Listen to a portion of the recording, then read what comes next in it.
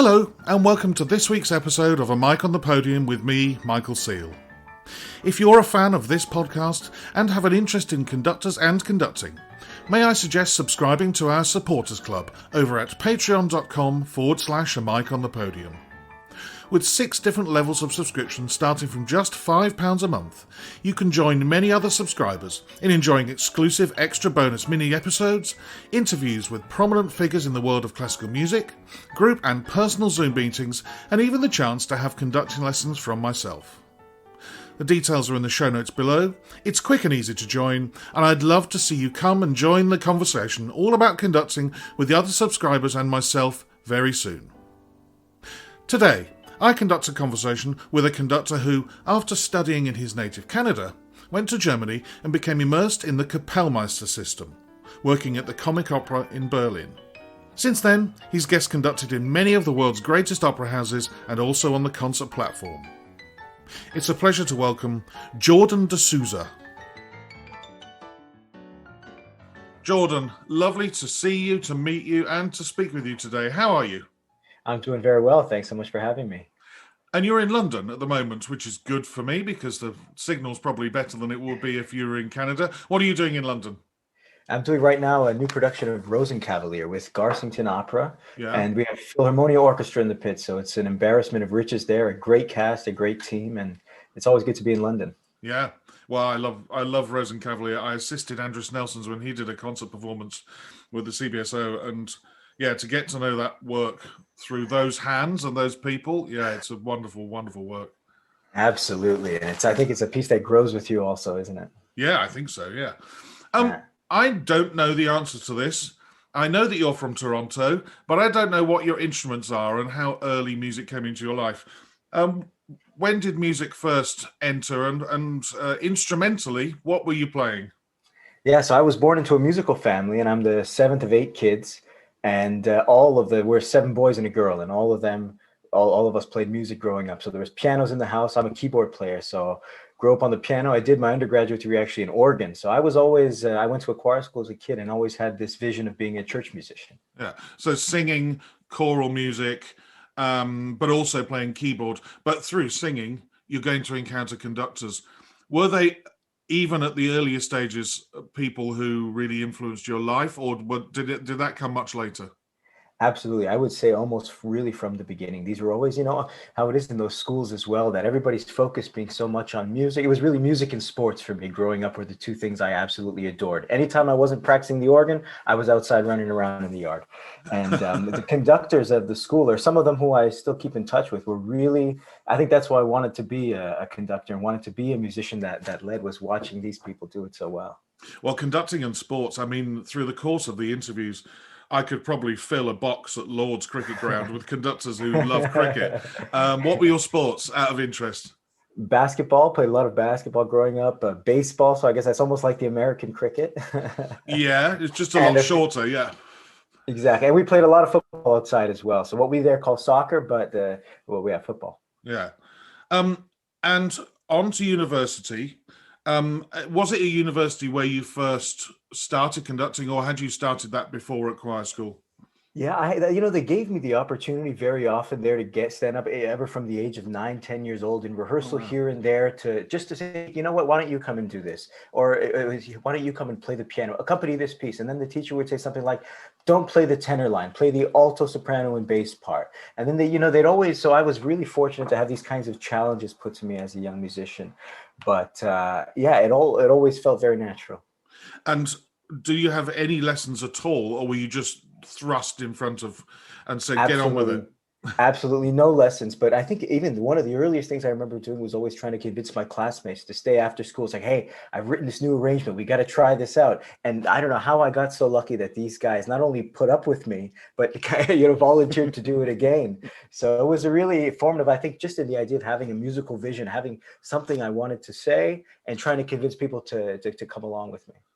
I asked somebody recently whether it was university that was where they had their first conducting lesson, to which their answer was, I've never had a conducting lesson in my life. I'm wondering whether at McGill University in Montreal was where you did have some conducting lessons, or whether it came later on. Absolutely. That's where I got to start. I was doing my undergraduate degree in Oregon, and the guy who used to conduct the choirs there also did the opera. And he said to me, "Listen, I think this is something you're really going to love." And I said, "Opera? Are you out of your mind? I have no desire to do anything with that." He said, "No, no, just try it. We're doing Così fan tutte right now. Come to rehearsal on Monday. I'll have a score for you and see if you like it." And he knew. And it took about 15 minutes. And it was funny. The rehearsal was like an accompanied recitative, something that a lot of people would find so dry. And I thought, wow. There's something about this that I've never discovered before, and it's everything I love about music mixed into one. So he started to give me some lessons, and I stayed after I finished my bachelor's degree and did a master's there in conducting and in opera coaching. So kind of like co-repetiteur and also conducting, and that was my introduction to kind of a real school of conducting. I had maybe three teachers over the course of my time: one at McGill, one at the Conservatoire, and one I met after assisting him, and they were all students of Swarovski in Vienna. So it was a very similar approach in a way between the three of them, but they were all such different musicians that it was great to see that a teacher like Swarovski, he enabled his pupils to make what they would of his method. And who were those three teachers? And did they really stick to the Swarovski school, in the fact that I've heard from various places, people like Zubin Mehta and Claudio Bardo, when asked how much stick technique were you taught, they say, about 15 minutes. None. Or none, exactly. Were they like that, or was it solely score and architecture and form? They were very different. The first one, Alexis Hauser, and the funny thing is the three of them studied together in Vienna with Swarovski at the very same time. It was Alexis Hauser, Rafi Armenian, and Timothy Vernon. And they all have the same stories of they all used to sneak in to watch Kleiber's rehearsals, he was one of the few conductors who closed his rehearsals. But they all knew how to sneak in there, and they'd all lie down on the floor of the galleries. And so they could all listen, and they'd just like, can you just imagine the joy of all these guys lying down in a row, enjoying this great music making? And so they were very different, each of them. They all did technical stuff, but it was, I would say, especially with the first two teachers, it was almost 85% score study, and then there was technical stuff as well. And with the third, Timothy, he was really an opera conductor in his heart, and that was something that really bridged these two things for me. First, about kind of, wait a second, the theatricality and the fantasy and all of that it's not a dry, dogmatic world we should live in, even though you need to develop the craft that way, to how to approach a score and things like that. So it was a really mixed experience, but I would say the focus was on score study. It's very interesting that the first time you go and watch a rehearsal with a score, Così fan tutte, that you said that it was an accompanied recitative bit, which, as conducting students or somebody like myself who came to conducting a bit later, is frankly some of the hardest things you ever have to conduct. And some competitions make sure that there is always passages from Mozart operas, accompanied recitatives and whatever in the competition, to really sort out the wheat from the chaff. Do you think that was one of the reasons why it suddenly interested you, is the fact that it wasn't just standing up and conducting something 4/4 in the same tempo for 5 minutes? Absolutely. I think there was a spontaneity that requires you, a flexibility that I didn't know, and that I realized in myself. It was kind of exciting, and I liked being able to try, and then to read the words and say, now what is she saying? Does it go this way? It's not just chord, it's what's next. And you can phrase that a million different ways. And so I absolutely think that kind of, the spontaneity of the music making really attracted me. So you mentioned studying with somebody at a conservatoire. Which conservatoire was that? That was the Conservatoire de Musique de Montréal. So it was the conservatory in Montreal of music. And I only went there because of this teacher. I had heard about him. I had seen students of his that I really respected. And I said, I have to go find this guy.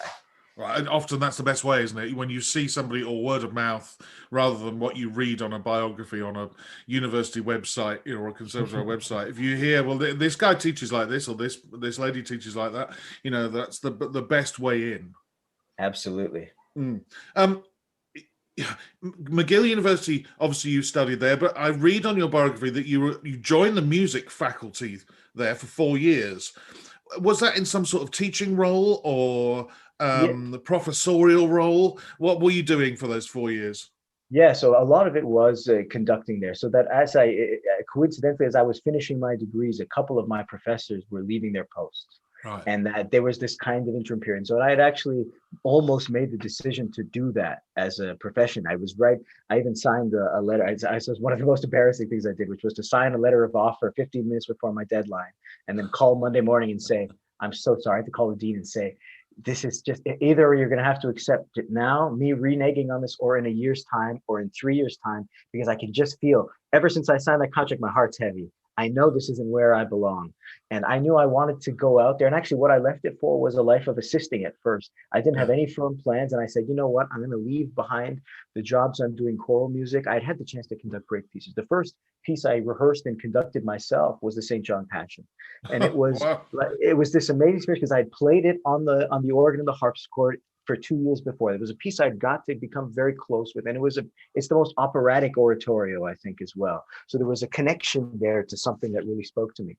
But, I realized quickly that when I was assisting in an opera room or of a symphony concert, I felt so alive being in the room and discovering things, learning from the musicians as much as you learn from the conductors, watching how people interact, how do they deal with things, how would I do it, how do they do it, and you learn something that way. And I enjoyed that more than I enjoyed being the guy in the room who was trying to teach people all the things he knew, which at that time was really nothing. Yeah. And so I'm really glad I did that, but I did feel bad at the time for the way in which it had to happen.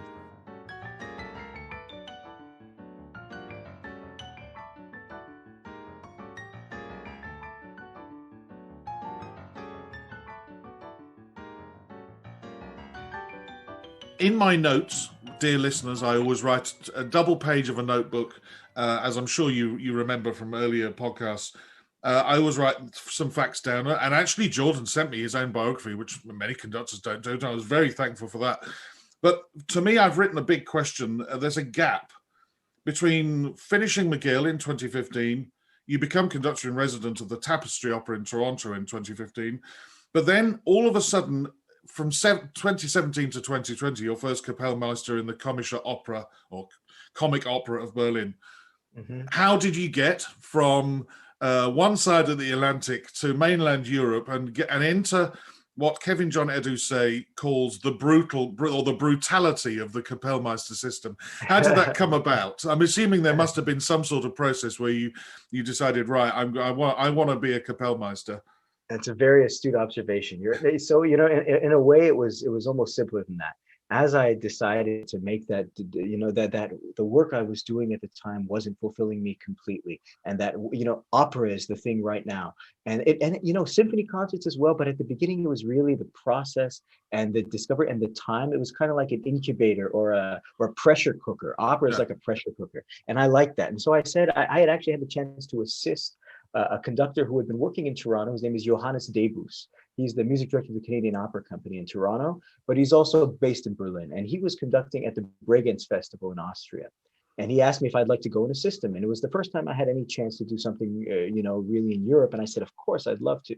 And so I went there, and very quickly, I met a few people on staff. You know how those things can be. Once you walk into the right room of people, it's very easy. Sometimes it's something that's totally inaccessible to you from 10 meters away. But the second you're accepted and you're on the inside, all of a sudden it's a different world. And so the head of music staff there was also head of music staff at the Deutsche Oper in Berlin. And I said to her, we started to get on very well. She's a wonderful woman named Anne Champère. And I said to her, listen, I really have this feeling like I belong in Europe. And that's what she said. You're absolutely right. You have what it takes. You just need to find the right way in. You never know when it's going to come, but it's a world of opportunity. Get yourself over there. The rest will work itself out.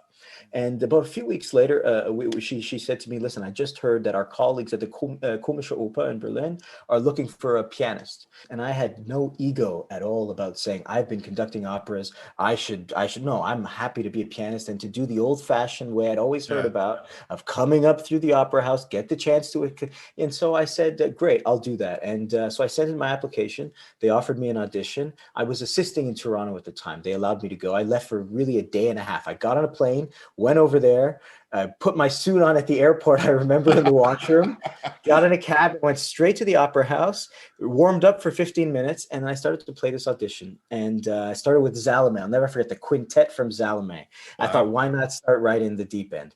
And the audition, I felt like it was going well. And after about 15 minutes, they said, listen, there's another job we haven't advertised yet. It'll be up in about 2 months. But since you're here, if you'd like, you can stay an extra 30 minutes. We have to expand the audition. You're going to have to conduct. You have to do certain things. I said, no problem. Anything you want.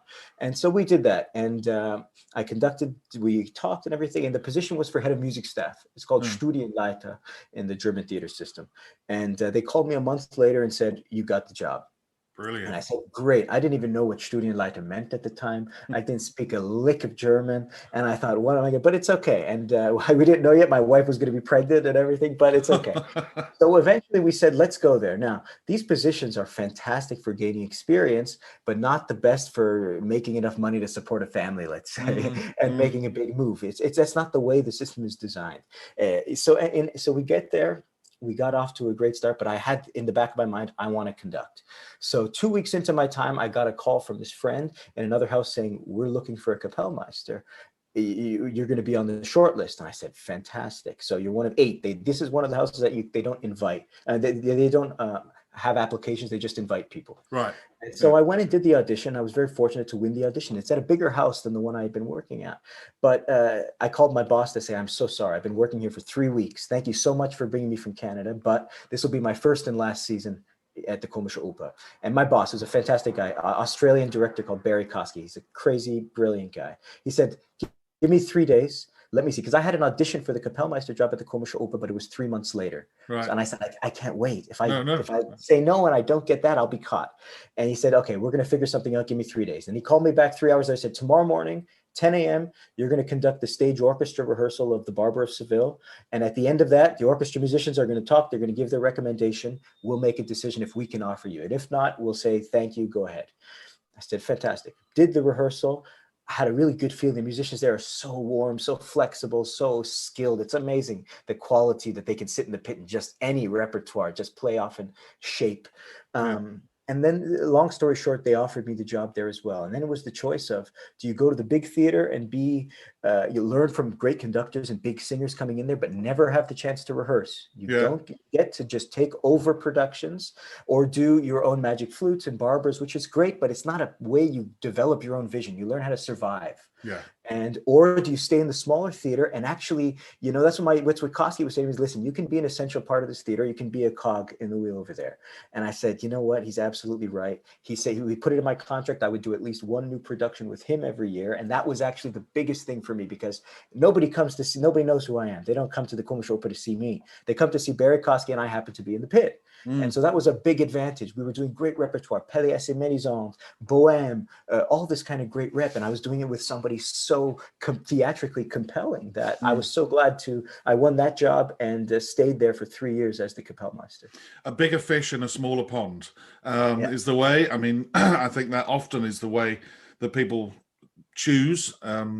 The glitz and glamour of the bigger house, but then you would have been literally standing in and doing the odd performance here and there, as you said, not rehearsing your own productions, not getting to know how it all works. And in the end, you're still in Berlin. It's not as if you're not going to be drinking in music left, right, and center. I mean, there's loads and loads of stuff. Did you find it brutal, the system? Because I know Kevin said it was, and I've spoken to another Dutch conductor, Anthony Hermus, and he said exactly the same. When I mentioned the word brutal, he just smiled, grinned, and said, "Oh God, yes." What did you think of it? I can understand where the perceived brutality comes from, but either it's that I enjoy to some degree the sharp. Kleiber said the only teacher of a conductor is the orchestra.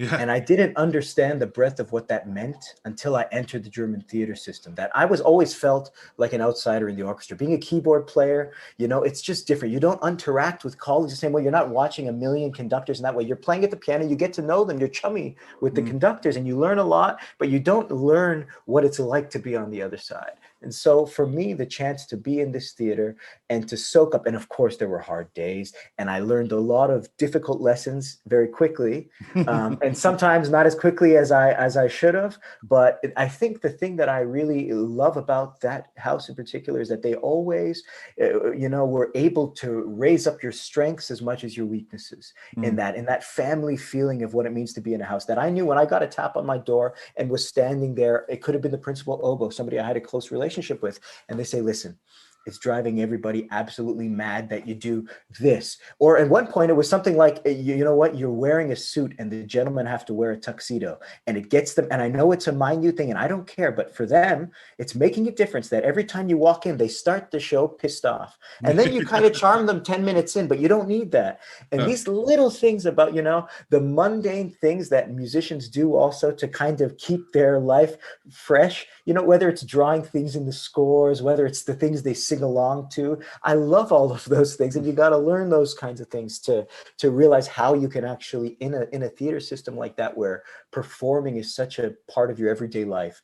In Canada, I've been doing maybe 20, 25 performances a year, in which every performance is life and death. If I had a bad show, I'd come out, that would be a shadow over me for a week. Whereas in Germany, I was doing sometimes 5 a week. And if you're conducting Pelléas that night and the next morning rehearsing, Shostakovich 5 at 10 o'clock in the morning, there's no time for that. There's the time to say, okay, this is what happened tonight. This is what we can build on. This is what I need to work on. And you move on. Yeah. That's it. And the next time you stand in front of the orchestra again, you come fresh, not trying to make up for the mistakes you made last time, but actually as the new person with the new skills, responding spontaneously.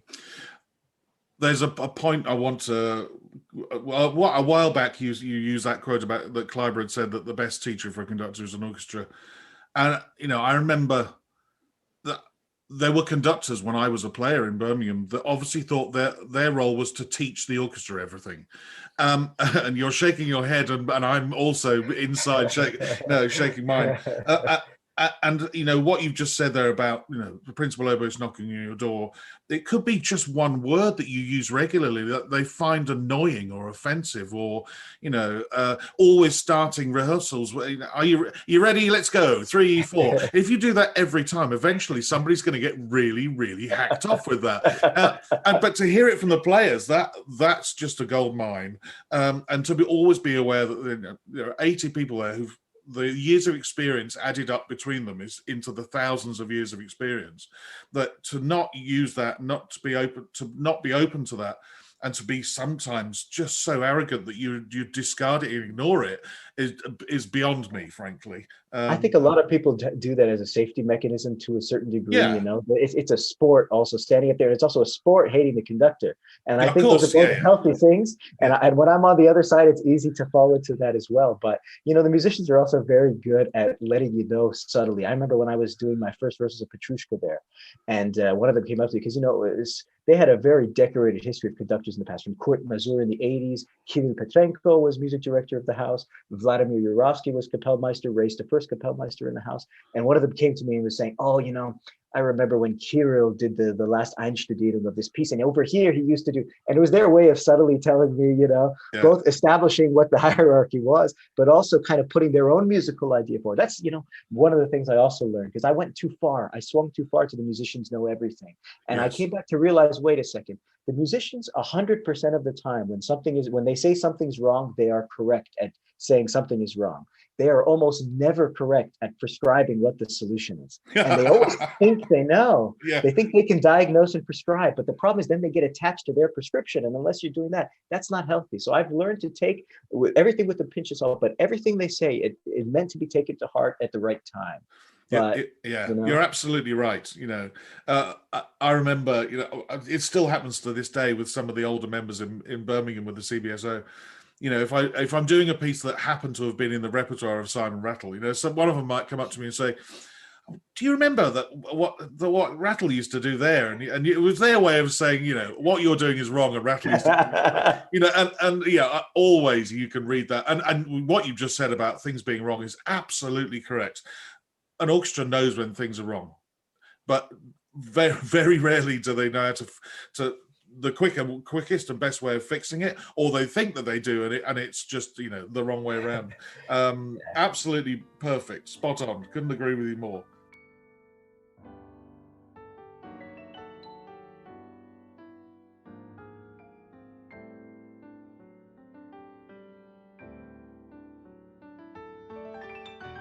I'm going to go on and talk about guesting, because up until COVID, and let's face it, it's affected the whole business, but all of a sudden you've appeared on the scene, and I've said this again about the Kapellmeister system. Once you're in it, and you're when you come out of it, the fully formed conductors appear at sort of the age of 30, 31, as if from nowhere. And it's happened many, many times. I've looked at, well, where's this guy come from? Never heard of him.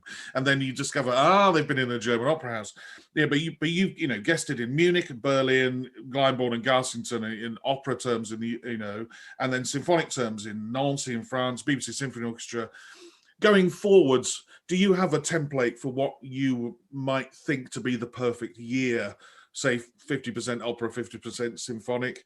Do you have designs on being the boss of an opera house or the boss of a symphony orchestra, or doing a Papano and doing both? You know, what does the future hold for you in a perfect world post-COVID? Your career and life in a year, for instance. Absolutely. You know, it's I've always been somebody who's not very good at thinking too far ahead. I have no idea where I would hope to be 5 years from now. I just know I've enjoyed so much I enjoy where I am at the moment, and the things. And of course, we've got the next 3 years are already basically, scheduled where we're going to be, especially because opera takes time, and it's planned so far in advance. And that's one thing about COVID now, is that some of these opportunities that are coming up, like with the BBC Symphony and things like that, and that they're spontaneous programming as well. I think that's been an unusual, silver lining to this whole thing, that we're able to respond very, quickly to things and to our flavors of the day, but also to things happening in the world and all that stuff. That's not going to be the case with opera anytime soon. No. But in the same way that we are able to create fresh opera in that way. But as far as it goes, now we kind of entered this period of deciding it's a good time to step away from my position there in Berlin.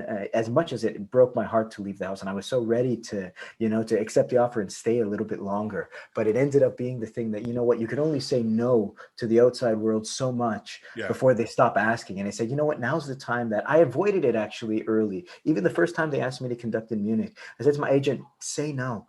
I'm not ready. There's only one chance I get to stand in front of that orchestra for the first time, and I want to be and I by no means feel like I'm a fully formed conductor, but I feel now with the experience I've gained and that what I have to say musically is starting to equal up my ability to share that with musicians and inspire that out of musicians. And that's the goal, is that now I think what we need is that special ingredient of getting around now. What used to feel like survival if I go out is now feeling like the perfect learning curve of being able to say, okay, new orchestra, new situation, picking up what are the strengths quickly, what are the things I can bring out, what are the things that are going to fix themselves, where do I need to concentrate, and all that kind of stuff. And learning from, like you said, these great ensembles.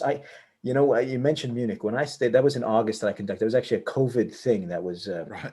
That was amazing to do an opera production in September of last year. It was almost unbelievable. But I remember that I had forgotten again. It had been about 6 months since I had conducted an orchestra. And you forget the power of the equal sign, that a concert, so we were working on the formula before, which is like the rehearsal. And you can modify that to try and get the result you want on the other side of the equal sign. But that you need that equal sign in order to figure out what you're screwing around with on the other side. Because otherwise you don't know what you're going at. So when I got there in Munich, and it was the second performance, there was this unbelievably magical moment in which that storied Munich pianissimo sound that they make, that is just full of quality and rings and sings, but it's just, and it was like finding a key to a castle I didn't know existed before. And my hands have not felt the same since then, in a way. Once you felt that, what it's like to achieve that sound, it's amazing. We're changed, and that you can take that around and try and everywhere you learn things like that. So it felt like the right time to do this, and I would love to be back in the theater system sooner than later, but it's not something that we're putting our focus on right now. Right. You touched on a wonderful point, and I'm not sure really I've discussed this for a long time on the podcast.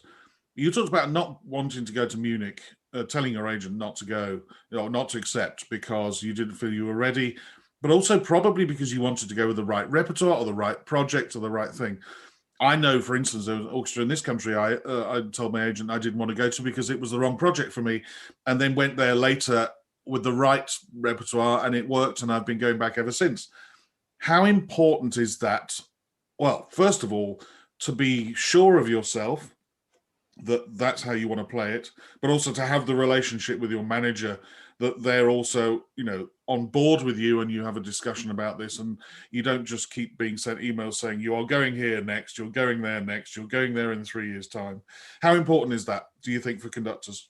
It's critical, I'd say. And you're so right to highlight that relationship between management and you, and that, you have a similar vision, and that they're willing to be patient and allowing things to grow in a natural way. And that was for me a huge thing. It's the same reason I always avoided, I've never applied for a competition. Not that I don't see the value in them, and not that I don't admire. A lot of the young conductors I admire have been able to conquer that system. It's like a gladiator almost, the way I respect them, But I'm not a gladiator. That's not my style. And also, I would cower at the idea of having 25 engagements next week that I think, oh my gosh, how am I ever going to keep swimming, and not only keep swimming, but actually become a better swimmer while doing it, and not just learn how to tread water. And so that's something that you're right is so critical, and that's been for us a huge point. And I'm so grateful that my manager, and both of them, I have one in North America and one doing the rest of the world, have both really been on board with that from day one.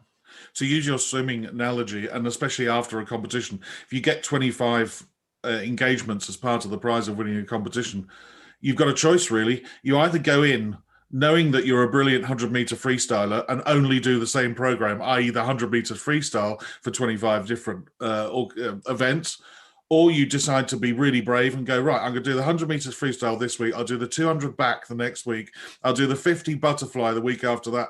Along there, somewhere along the line, you're going to swim very badly. Unless you're a Michael Phelps or a Mark Spitz or something, it's going to go really badly somewhere. So I've never thought about it like that, but it must be difficult for a competition winner to, you can't always go in and do your party piece, because the music director of the orchestra that's booked you it might be their party piece. You have to, and I would never want to go somewhere and think and conduct something, a whole program of music I didn't know. You're now going to do the 100-meter medley. That's definitely not for me. Yeah, but it's one of those things also, you have to get used to, we're all looking for affirmation to some degree, right? And when somebody calls you and says, hey, we want you to come and conduct this great orchestra and do this great rep, and you think, oh yeah. And there's always also the issue, it's always 18 months away. It's future you problem. It's easy for present you to take the glory and sign up, and and then the future self has got to get out there and say, okay, where am I going to be?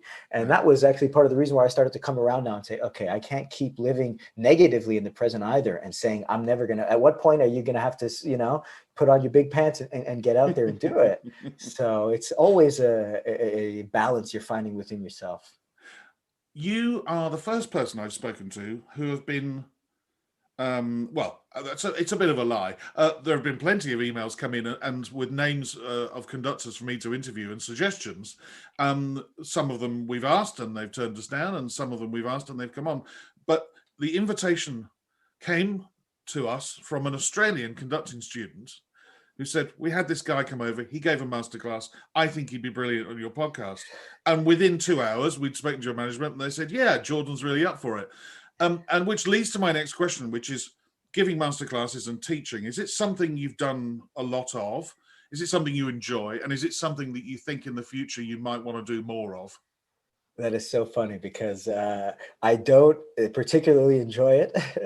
I do it when I must. So, for example, the Australia thing is a very funny connection, because we had taken with the Komische Oper our magic flute on tour. And we were in Japan the year before.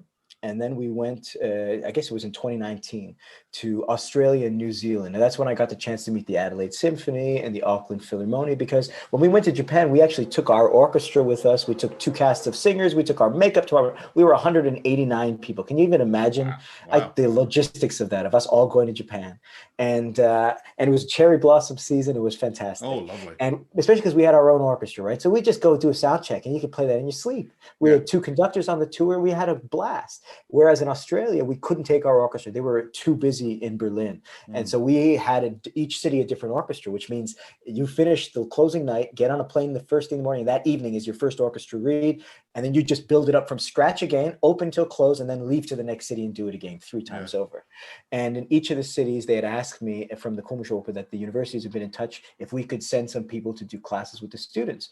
Now, that's one thing that I regret that I'm not able to do enough, is connect with people in the industry, because I know, to me, the most valuable thing, I mentioned 3 teachers I had before, but actually I feel that right now some of the teachers I have, which are mentors, the people I've come across, whether it's assisting or having seen in rehearsal or heard about, that I've reached out to, and that have played such an instrumental role in my life. I'm doing Rosencraft now. I've talked to 3 of the great pianist coaches that I've worked for, and 2 conductors who've conducted probably a total of 600-700 performances of the piece. And that I would be nothing in this thing if I wasn't able to have the confidence of this support system. So if I can ever play a role, I'm glad to do it. And so I went in each of the cities and did these classes, and it was actually great because it was an accompanied recit in that one. That's probably why we got on so well. It was full the famous circle. one for Magic Flute. Right. Exactly. And so, yeah, it's something I don't imagine. I just don't see that I have anything to teach somebody. But if I can ever be there, to have a chat, almost like we're doing, to be able to connect with coaches. I was just talking to a friend yesterday. He used to be a conductor. He's a clarinet player. And I was needing to ask some questions about heckelphones and clarinets in D versus clarinets in E flat. You can read it in a book, or you can get it from somebody who speaks with their heart. And that, to me, is invaluable. So, I got on really well with those guys in both New Zealand and and the conducting students in Australia. So that came over in the email that I was sent. It's funny. Yeah, there are parts of teaching, and, I taught the violin for a long time before I became a conducting teacher as well. There are parts of teaching I think I always find very, very, very dull. But it's the interaction. I happened to be working at the Royal Conservatoire of Scotland in Glasgow a couple of weeks ago, and there were 3 postgraduate conducting students. I just love chatting to them like we're chatting now, and all sorts of subjects come up. And I told them there was no topic off limits, just chat to me about all sorts of things. Fantastic. We also had a 3-hour piano class with 2 pianos built into the thing, which I found a lot less enjoyable because, 2 piano classes, as Simon Rattle famously says, they're brilliant if you want to learn how to conduct 2 pianos. Exactly. He's completely right. Whilst you can talk a lot about what might happen or what could happen when you conduct Brahms 3 or Mendelssohn 3 or Dvorak 8 or whatever, it's wholly. It just doesn't feel like it's.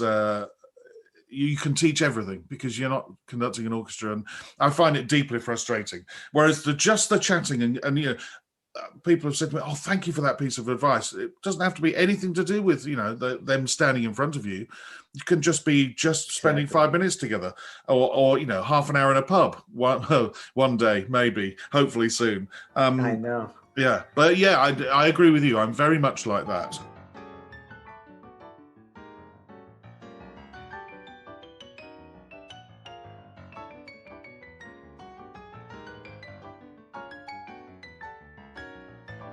Even though you're not going to go on and teach, there is, of course, the question which I've asked every conductor, which is to do with score prep. And again, because you're a pianist, I wonder, do you sit with the piano and go through your scores on the piano, or do you do it like I do with my, all through my inner ear? What's your process? Do you start on page 1 and go to the end, or do you, have a different way of attacking it? And the thing that all of us conducting geeks and students want to know, are you a marker-inner of things? Are you a scribbler? Do you use red, blue, black, yellow highlighters? What's your tactics? Yeah, so I would say that that's something, I guess, for all of us too, that has evolved so much over time. And I'm definitely a scribbler. I definitely like to, I think we prepare scores for 2 different reasons. We prepare scores in order to learn scores. Yep.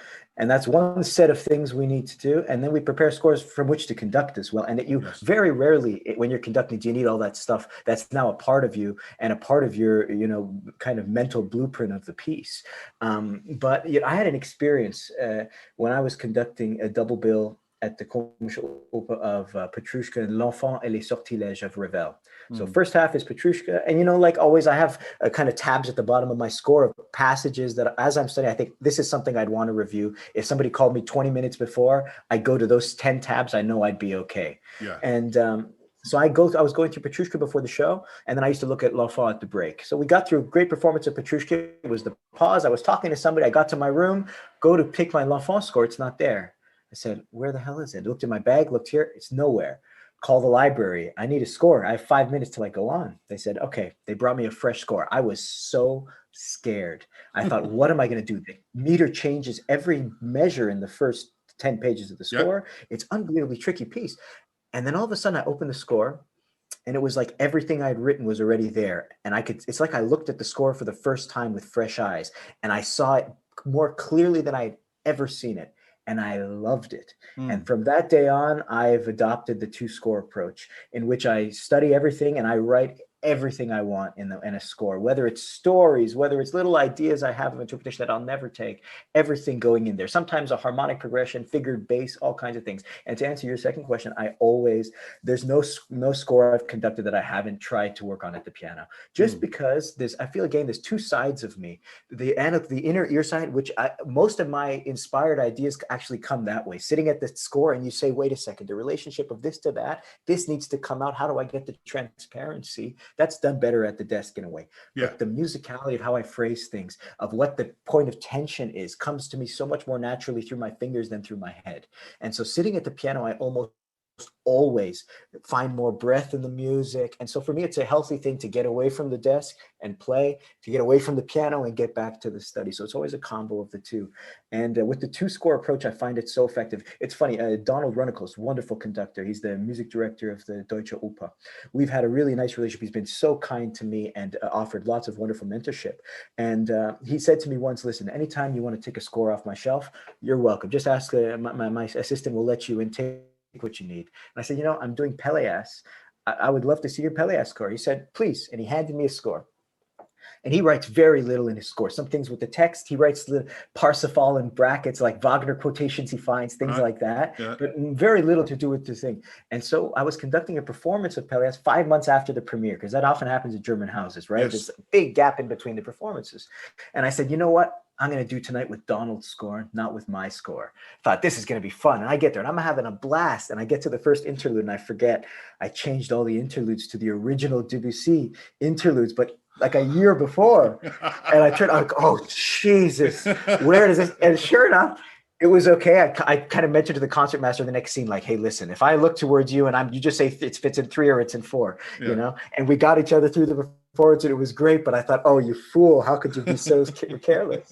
But yeah, so in a way, I do use some colors in my score as well, mostly red and blue things. The usual, I love to do the bar structure first, but I also try now to avoid I used to do very much a checklist mentality that if I go through these things, I know the score. I've thrown that out. I try to come at it from a different way. I almost always work in chunks from the back to the front. I like arriving at something I know well, and then it's building on it to the end. And then the little bit you don't know into something you know. So those kinds of things have stuck with me in a big way. But I would almost say every score I study teaches me a little bit more about how to study the next one. And it's changing all the time. Sometimes with no color, sometimes with lots of color. It depends on the piece. Yeah. Do you think it's come up because it's just popped into my head? Do you think because of your time spent in the Kapellmeister system and at Komische Oper in Berlin, where you spend most of your time at a keyboard replicating the sound of an orchestra, that helps you when you sit at your score and at the keyboard to replicate the sound of an orchestra? Do you know what I mean? There is a difference between a pianist who plays Mozart concertos and Rachmaninoff's second concerto trying to play a reduction or an orchestra score than it is to somebody like yourself who spent literally hours for 3 or 4 years replicating an orchestra. You're absolutely right. And I should specify too that at the Komische Oper, I actually never played rehearsals. But I was lucky that even though I auditioned in a piano job, that from the beginning of as being Studienleiter there, I conducted rehearsals. The conductors are often not there for the rehearsals. They often show up much later. So I was responsible for the musical preparation, but I actually never played a rehearsal in that theater. But you're right that I never would think of myself as a concert pianist. Yeah. And even if I had to categorize myself, I'd say almost a pianist of song repertoire. It's something I did a lot as well. Franz Schubert, things like that, the old Brahms, all that's great tradition, French mélodie, English art song, and as an opera pianist. But you're right that I think when I look at a score, I can feel it in my fingers, even if I've never played it. And so that's a huge part of it. But, I learned early, too, that there's certain conductors who are pianists that conduct orchestras like they're playing a piano. And that can be very dangerous, too, that the sound you get, it lacks roundness, it lacks warmth. And that was something that was my instinct at the beginning as well, to take it. But actually, there's a much more generous way. Guys like Maris Janssons, I think I learned watching them in rehearsal, the way that not with their mouths only, but with their hands, how they could seduce a sound from an orchestra was amazing. If you are fascinated by how a score is marked up, I've written an article on the subject, showing my own method and explaining how I go about the process of marking and learning a score. You can see this article, as well as other articles, bonus mini-episodes, interviews and videos by subscribing from just £5 a month to my Patreon page. If you decide to pay annually, you can even get a 10% discount over the year and join the discussion all about conductors and conducting at a discounted rate. This is quite a saving if you choose to pay for the highest rate, which includes conducting lessons from myself as part of the package. The details are in the show notes attached to this episode, and it would be great to have more of you subscribing to this ever-growing supporters club. Now, back to my chat with Jordan de Souza and the all-important 10 questions. Jordan, it's that time of the podcast again, the 10 questions. And we start with, what sound or noise do you love and what sound or noise do you hate? Now, the sound I love, I think, has changed since the pandemic. And it was the first time I conducted after 6 months, I learned what it was. It's the sound of an orchestra tuning. And I never thought I loved it before until you haven't heard that in a while. And you realize that it kind of tunes you up also before a show. And, it's the same for concert, but it's a little different in opera in that you're standing in the bowels of the stage, where you fought, where you've, all the blood, sweat, and tears of an opera production, of marking parts, of fighting over tempi, of firing this guy. And then all of a sudden, it's silent. And that sweetness, nobody can come and talk to you. You have your bodyguard there, the Orchestra is standing there beside you, and it's just peace. No cell phones, nothing. And then you hear that sound, and it's like the sound of possibility. And I never felt that way, or I never realized I felt that way until it was gone and it came back. So that, I would say, is my favorite sound. And my least favorite sound, that's not an easy one. I hate the sound of people complaining. That's what I hate. I hate the sound, you can hear their souls dying on the inside as they talk to you. I hate complaints. Brilliant answer. I have to say, it's not necessarily the tuning up on stage is a sound that I love. I'm a dream for the orchestra manager or whoever it is who has to come and get you at 7:25 and take you to the concert platform, because I'm already there at 7:25. Because the sound that gets me in the mood is the orchestra warming up backstage.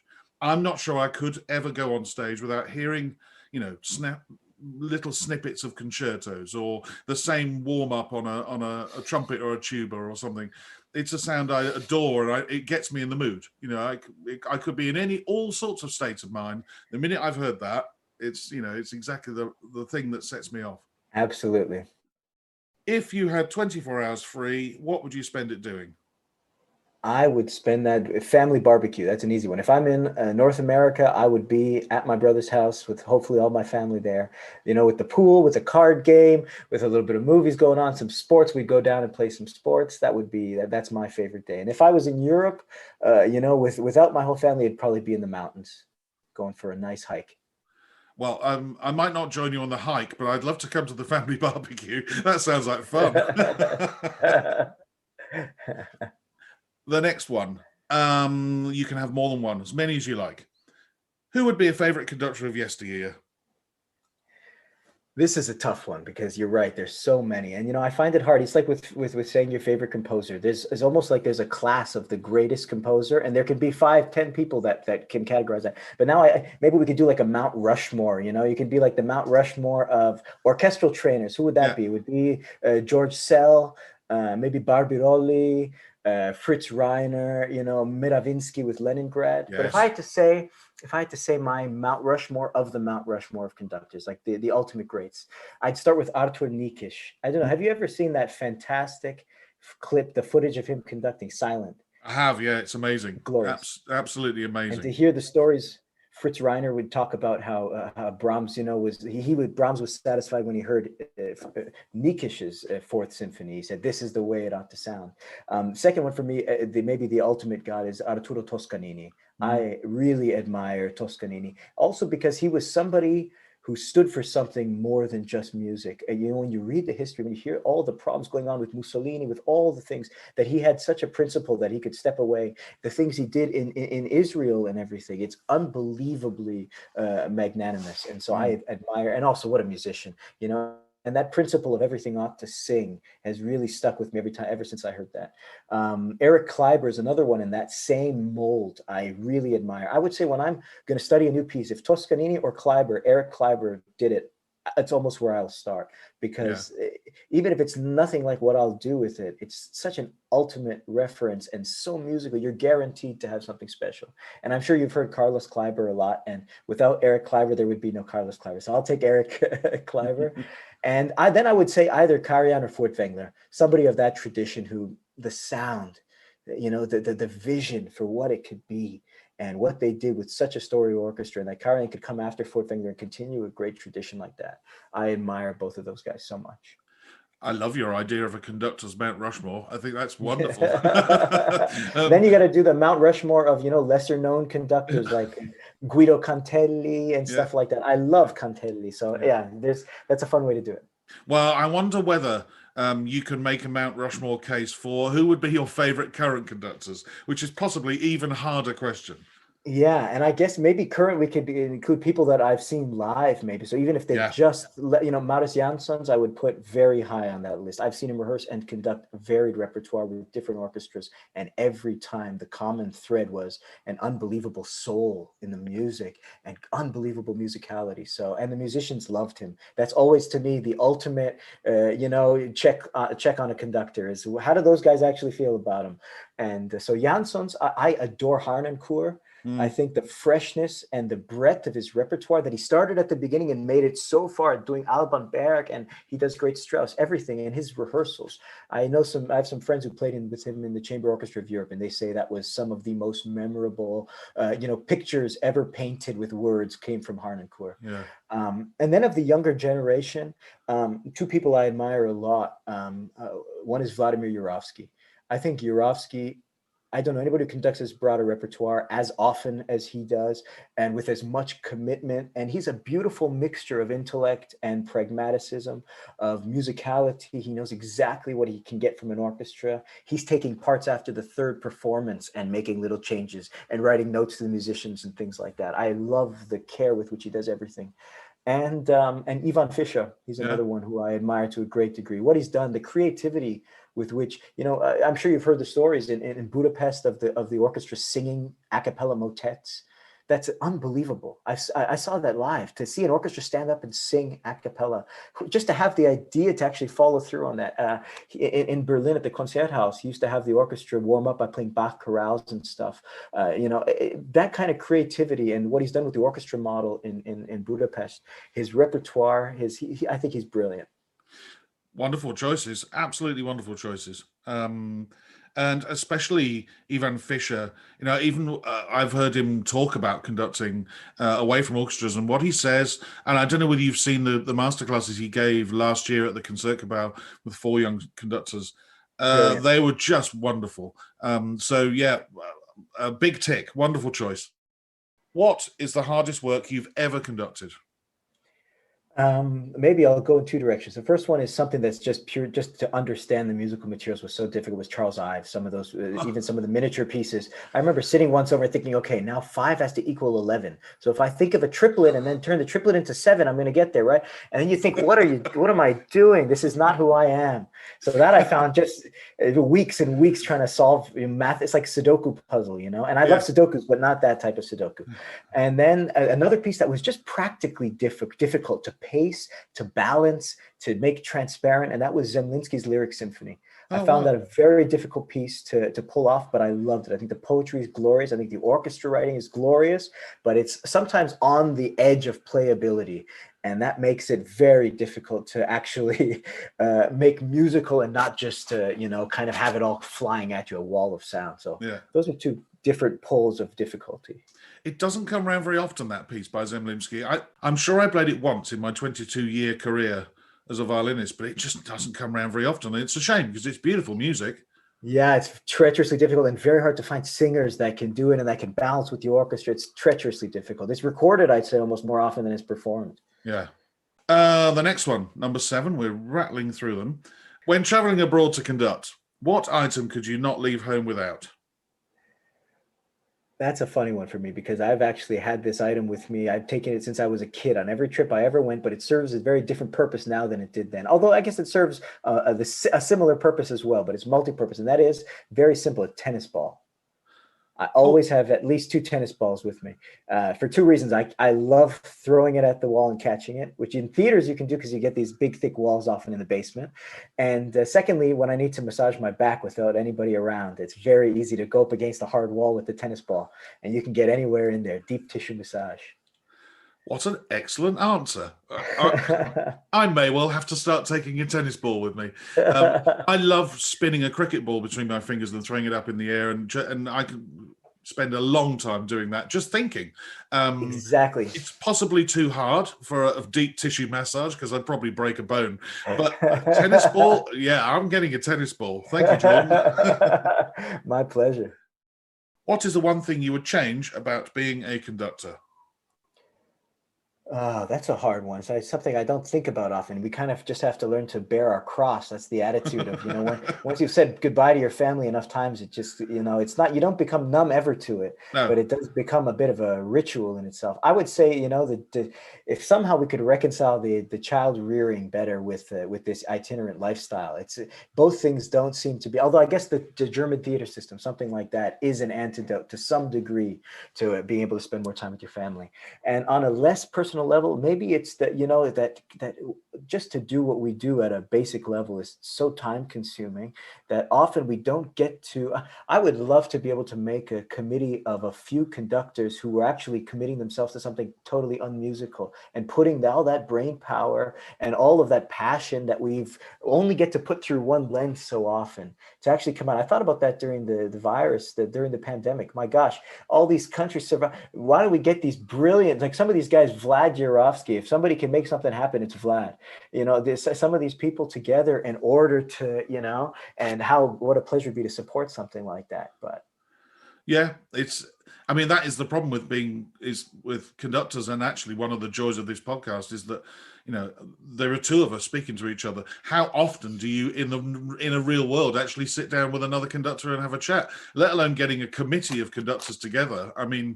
I can think of problems. There's a lot of egos in that room, but it's a very interesting thought. Very interesting thought. Food for thought. That's what that is. And number 9, before we get to food, maybe it's part of your answer. Maybe you want to be a chef. What profession other than your own would you like to attempt? I would be a terrible chef, unfortunately. That's a great question. And it's something I think about, but never come up with a convincing answer. I think I wish I could have been a doctor. Yeah. I think I could have been a lawyer. Yeah. And if I right now was to try and attempt something, I guess if you gave me a blank check and said, go do any job you want is yours, you get to choose. I'm going back to Toronto Raptors, hometown basketball team. I'm working either on that coaching staff in some kind of supporting role or in the front office. I would love that idea. Or I would, some kind of business, a competitive business environment, problem solving. Give me a problem to solve and not enough time to solve it, and I'll be happy. Isn't that a Bernstein quote? There's something about like that. Music making is something like it's Exactly. along that, or writing music. There's definitely a Bernstein relevance there. I'm sure I stole it from somebody. Well, the other quote, of course, is Berlioz's, which is time is a great teacher, but the problem is it kills all of its students, which I absolutely love. How can somebody be so brilliant to come up with that? Yeah, exactly. And finally, if the world were to end tonight, what would be your choice of final meal and drink? Now, if I could be anywhere in the world, if I just get to transport to whatever restaurant I choose, it would probably be boring. It would be steak frit, the steak and fries at L'Express in Montreal, with something like a Brunello. I don't care if it pairs properly. It's my last night. I'm drinking that. And I'd have to have my favorite salad and my daughter's favorite salad, a Tabouleh salad, which is like curly parsley mixed with mint and tomatoes and bulgur and pomegranate seeds and lots of lemon. And that would be, I don't even think they make it there, but if it was my last night in the world, maybe they'd make it for me that night. I can bring it in for you.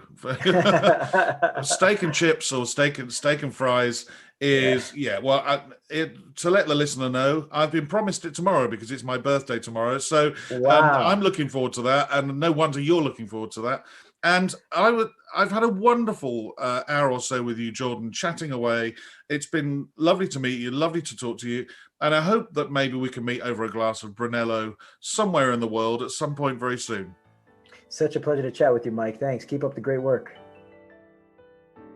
A Mic on the Podium was devised and produced by Michael Seal, with music by Ben Dawson. Next time, I chat with a Grammy Award-winning conductor who hails from the United States.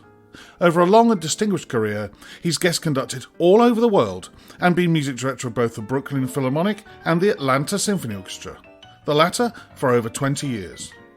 Since 2011, he's been teaching and mentoring at the Aspen Music Festival.